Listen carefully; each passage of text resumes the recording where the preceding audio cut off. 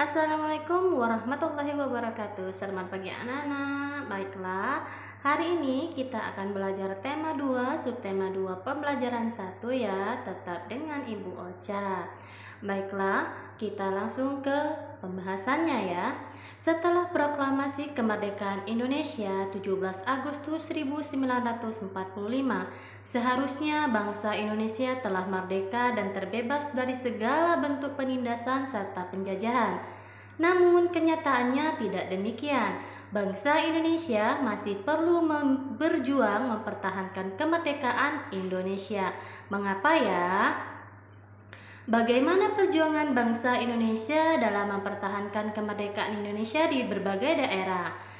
Bangsa Indonesia melakukan perlawanan di berbagai daerah sejak tahun 1945 sampai 1950. Pertempuran tersebut antara pihak Indonesia dengan Belanda yang dibantu oleh pasukan Inggris ya. Oke, langsung kita di sini salah satu contoh bentuk pertempuran ya, atau pertempuran daerah-daerah yang untuk mempertahankan kemerdekaan, yaitu pertempuran Surabaya. Pada tanggal 25 Oktober 1945, tentara sekutu yang dipimpin oleh Brigadir Jenderal Malabi, tanggal 27 sampai 30 Oktober 1945, terjadi kontak senjata antara para pemuda Indonesia dengan pasukan Inggris. Dalam pertempuran ini, pasukan Inggris dapat dipukul mundur. Bahkan puncak dari pertempuran tersebut adalah terbunuhnya pimpinan pasukan Inggris, yaitu Brigadir Jenderal Malabi. Pada tanggal 19 November 1945, Inggris mengeluarkan ultimatum yang berisi, semua pimpinan dan orang Indonesia yang bersenjata harus melapor dan meletakkan senjatanya di tempat yang ditentukan dan menyerahkan diri dengan mengangkat tangan. Namun ultimatum tersebut ditolak oleh pihak Indonesia. Pada tanggal 10 November 1945 terjadi pertempuran yang sangat dahsyat. Pasukan Inggris menggempur Surabaya dari darat, laut, dan udara. Peristiwa 10 November ini diperingati sebagai Hari Pahlawan. Setelah kita membaca teks tadi, kita dapat membuat peta pikiran ya dengan menggunakan kalimat-kalimat efektif dengan cara menjawab pertanyaan yang kita buat ini dulu, seperti apa peristiwa yang terjadi dalam bacaan tersebut? Mengapa Inggris mengeluarkan ultimatum? Siapa jenderal Inggris yang terbunuh di Surabaya? Bagaimana cara pasukan Inggris menggempur Surabaya? Kapan pertempuran Surabaya terjadi? Di mana pertempuran itu terjadi? Nah, setelah anak-anak menjawab ini ya, anak-anak bisa membuat tulisan dengan kata-kata sendiri ya, tapi harus tetap dengan kalimat efektif. Sebelum itu, anak-anak harus tahu dulu apa itu kalimat efektif ya. Kalimat efektif adalah kalimat yang mengandung gagasan pembicara dan penulis yang terdiri atas kata-kata yang mempunyai unsur PSPOK. Ciri-ciri kalimat efektif: 1. Memiliki unsur penting atau pokok, minimal unsur subjek dan predikat. 2. Menggunakan struktur bahasa yang tepat ya. 3. Memenuhi kaidah eja yang berlaku. 4. Menggunakan pilihan kata, diksi yang tepat dan sesuai kebutuhan. Itu ya ciri-ciri kalimat efektif. Setelah anak-anak tahu ciri-cirinya, anak-anak bisa membuat kalimat atau tulisan sendiri ya, dengan kata-kata sendiri tentang pertempuran Surabaya tadi ya. Sudah kita buat ya dengan kalimat sendiri. Dari jawaban yang sudah dari jawaban peta pikiran tadi dapat kita tuliskan pada tanggal 10 November 1945 pasukan Inggris menggempur Surabaya dari darat, laut, udara. Itu karena bangsa Indonesia tidak mengindahkan ultimatum dari Inggris. Ultimatum dibuat setelah pemimpin pasukan Inggris Jenderal Malabi terbunuh ketika kontak senjata antara pemuda Indonesia dengan pasukan Inggris. Nah, setelah kita membuat kalimat sendiri itu dapat kita tahu ya, makna dari upaya mempertahankan kemerdekaan dalam pertempuran Surabaya adalah bahwa persatuan dan kerjasama menjadi salah satu faktor yang membuat bangsa Indonesia mampu mempertahankan kemerdekaannya. Berarti apa? Persatuan dan kerjasama ya, salah satu faktornya. Berarti anak-anak harus mempunyai sikap persatuan dan kerjasama. Oke, sekarang kita masuk ke ciri-ciri hewan dan habitatnya.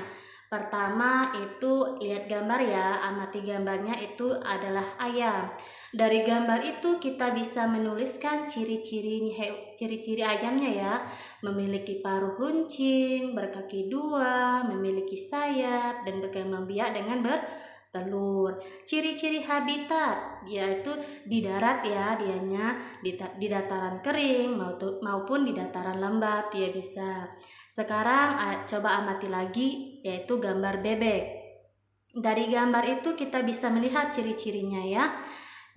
Ciri-ciri hewannya adalah memiliki paruh berbentuk sudu, leher panjang, kaki berselaput, bulu berlapis lilin, berkembang biak dengan bertelur. Ciri-ciri habitatnya di darat seperti daerah kering, air dan lumpur. Dia bisa juga ya. Nah, sekarang coba lihat gambar yang ketiga, yaitu ikan ya. Ciri-ciri hewan ikan adalah hidupnya di dalam air, dapat berenang, memiliki sirip, bernapas dengan insang. Ciri-ciri habitatnya ya di air ya, seperti perairan air tawar maupun air asin. Ada semua ikannya ya, yang penting ada air. Sekarang gambar yang keempat, coba lihat gambar cicak ya. Ciri-ciri cicak adalah memiliki kaki berperekat untuk memanjat, dapat memutuskan ekor, lidahnya panjang. Ciri-ciri habitatnya kalau di alam bebas ada di kayu dan perpohonan, daerah hangat dan lembab.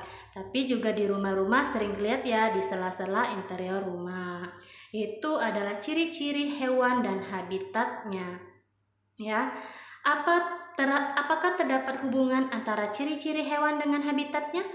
Tuliskan kesimpulanmu. Setelah kita melihat gambar tadi ya, kita sudah tahu ciri-ciri hewannya dan ciri-ciri habitatnya, dapat kita simpulkan bahwa terdapat hubungan antara ciri-ciri hewan dengan habitatnya. Habitat sangat mempengaruhi ciri-ciri dari setiap makhluk hidup. Setiap makhluk hidup akan beradaptasi dengan kondisi alam di habitatnya. Ciri-ciri hewan disesuaikan dengan habitatnya agar bisa bertahan hidup. Seperti ikan tadi ya, ciri-cirinya dia bisa berenang, berarti di air ya. Ada cicak tadi kan kakinya berperekat karena dia bisa memanjat. Itu ya yang maksudnya ciri-ciri hewan disesuaikan dengan habitatnya agar bisa bertahan hidup. Oke ya. Tuhan menciptakan makhluk hidup dengan segala keunikan dan keistimewaannya, tidak terkecuali hewan. Keunikan dan keistimewaan hewan tersebut kita kenal dengan ciri khusus. Ciri khusus pada hewan tersebut mempunyai hubungan erat dengan tempat tinggalnya. Misalkan, seperti Ibu jelaskan tadi ya, ikan memiliki insang untuk bernapas di dalam air.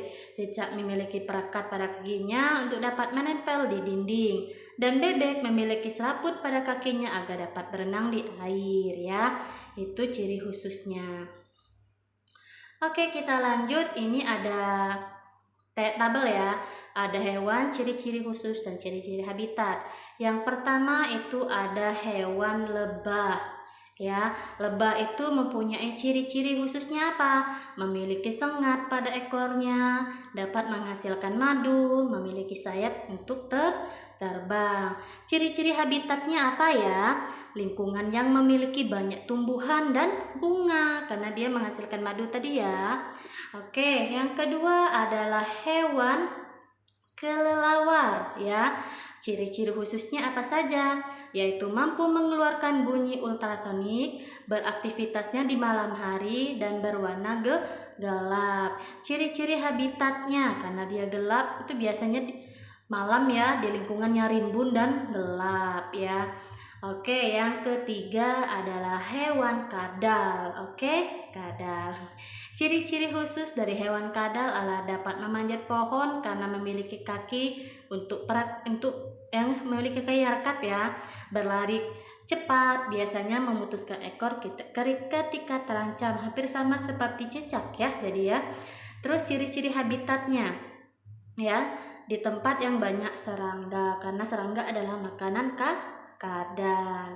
Oke, dari bagan tadi ya dapat kita simpulkan bahwa ciri khusus menjadi identitas suatu hewan sekaligus untuk beradaptasi dengan habitat lingkungannya.